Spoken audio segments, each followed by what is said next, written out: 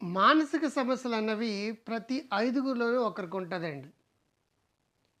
దీర్ఘకాలిక మానసిక సమస్యలు, ప్రమాదకరమైన మానసిక సమస్యలు ప్రతి 20 మందిలోనూ ఒకరికి ఉంటుందండి. అంటే పెద్ద మానసిక సమస్యలు అంటే బైపోలార్ డిజార్డర్, స్కిజోఫ్రెనియా లాంటివన్నమాట.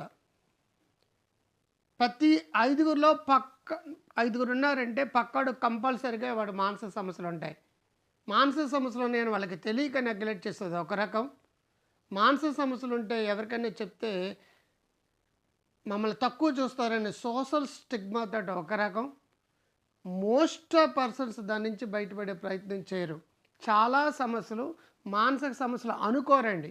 మూఢనమ్మకాలు కావచ్చు, బాణామతులు కావచ్చు, చేతబడులు కావచ్చు, గాలి సోకిందని కావచ్చు, లేదంటే రకరకాల దృష్టి తగిలిందని కావచ్చు. మమ్మల్ని చూసి కుళ్ళిపోతున్నారు అందుచేత మాకేదో వాళ్ళ యొక్క కళ్ళు పడ్డాయని కావచ్చు. లేదనుకుంటే ఇవన్నీ అందరికీ కామనే. దీని గురించి నువ్వు పట్టించుకోక్కర్లేదు. తిన్నదరక్క, ఒళ్ళు కొవ్వెక్కి, నీకేం తక్కువ చేసావు, నీకు ఎక్కువ ముద్దు చేయడం మా తప్ప అని చెప్పేసి రకరకాల కారణాలతోటి ఆ సమస్యల్ని పోస్ట్‌పోన్ చేసుకుంటూ వెళ్తారు. దాంతోటి పేషెంట్లు వాళ్ళే వాళ్ళు కుమిలిపోతుంటారు. మానసిక సమస్యలు వచ్చినప్పుడు అలా కూర్చోవద్దండి.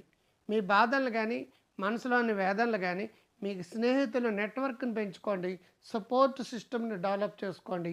అందరితోటి కలవడానికి ట్రై చేయండి. అసలు ఒంటరిగా ఉండొద్దు. ఒంటరితనంతోటి ఉండడం అనేదని ఎపిడమిక్‌గా 2023లో డబ్ల్యూహెచ్ఓ వాళ్ళు ఐడెంటిఫై చేశారండి. ప్రపంచ ఆరోగ్య సంస్థ వాళ్ళు. మామూలుగా మానసిక జబ్బులు ఒకరి నుంచి ఒకరికి రావు. అంటువ్యాధి కాదు. కానీ లోన్లీనెస్ అనే దాన్ని అంటువ్యాధిగా డబ్ల్యూహెచ్ఓ పనికరించారంటే ప్రపంచం మొత్తం మీద ఎంత ఒంటరితనం పెరిగిపోయిందో ఆలోచించండి. ఒంటరితనంగా ఉన్న వాళ్ళకి మానసిక జబ్బులు ఎక్కువ వస్తాయి. ఒంటరితనంగా ఉన్నవాళ్ళు ఆ జబ్బుల నుంచి బయటపడకుండా ఒక గూటిలో కూర్చుని ఉండిపోతారండి. గంప కింద కోడిపెట్టలాగా అలాగ ఉండిపోతారు. వాళ్ళు ఆ గిరి తీసి బయటకు వెళ్ళినప్పుడల్లా భయం వేస్తుంటుంది. మళ్ళీ పారిపోయి వచ్చాక గిరిలో కూర్చుంటారు. దాన్ని బ్రేక్ చేయాలండి. కనెక్టివిటీ పెంచుకోవాలండి. ఎక్సర్సైజులు చేయాలండి. ఎండ పుష్కలంగా బాడీకి తగలాలండి. వాకింగ్ చేయాలండి.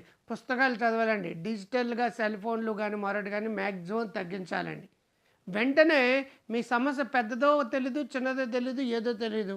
ఫస్ట్ సైకోడయాగ్నోస్టిక్ అలాంటి సైకాలజిస్ట్ దగ్గర అనాలిసిస్ చేయించుకొని ఇదే జబ్బు ప్రమాదకరమైందా, లాంగ్ టర్మా మరోటా అనేది తెలుసుకుని దానికి అనుగుణంగా దాని నుంచి బయటపడడానికి ప్రయత్నం చేయాలి.